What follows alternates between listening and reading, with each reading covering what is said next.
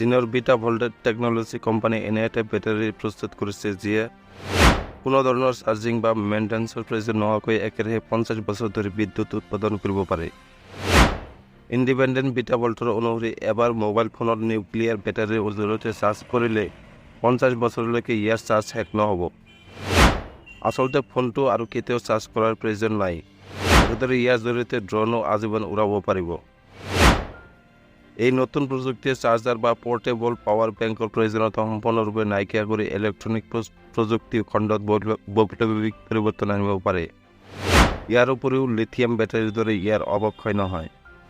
Beta volt battery তুলনামূলকভাৱে সস্তা আৰু আকাৰত সৰু। তেনেদৰে ই তাপ উৎপন্ন নকৰে। লগতে বিটা ভল্ট বেটাৰী আকাৰ আৰু সৰু হোৱাৰ বাবে বহুতো বেটাৰী একেলগে ব্যৱহাৰ কৰিব পাৰি, যিয়ে অধিক শক্তি উৎপাদনত সহায় কৰিব। এই সৰু বেটাৰীৰ প্ৰথম সংস্কাৰটোৱে 100 মাইক্ৰৱাট শক্তি আৰু 3 ভল্ট বিদ্যুৎ প্ৰদান কৰিবলৈ সক্ষম হয়। অৱশ্যে 2025 চনৰ ভিতৰত পৰৱৰ্তী সংস্কৰণ বজাৰত আহিব, যিয়ে 1 ৱাট পৰ্যন্ত শক্তি প্ৰদান কৰিব পাৰিব বুলি কোম্পানীটোৱে জনায়। ইতিমধ্যে বিটা ভল্টৰ বেটাৰী পৰীক্ষামূলক পৰ্যায়ত প্ৰৱেশ কৰিছে আৰু অতি সোনকালে ফোন আৰু ড্ৰোনৰ দৰে বাণিজ্যিক প্ৰয়োগৰ বাবে গণ উৎপাদনত নামিব।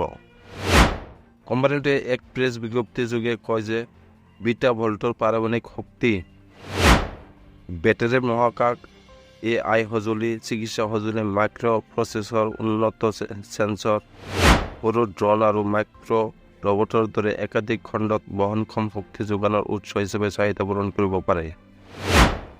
2021 চনৰ পৰা 2025 চনৰ ভিতৰত দেশখনৰ অৰ্থনীতি শক্তিশালী কৰাৰ বাবে চীনৰ চতুৰ্থ পঞ্চবাৰ্ষিক পৰিকল্পনাৰ অধীনত বাণিজ্যিক উৎপাদন, বিতৰণ আৰু বিপণনৰ বাবে পাৰমাণৱিক বেটাৰী পৰিকল্পনা কৰা হৈছে।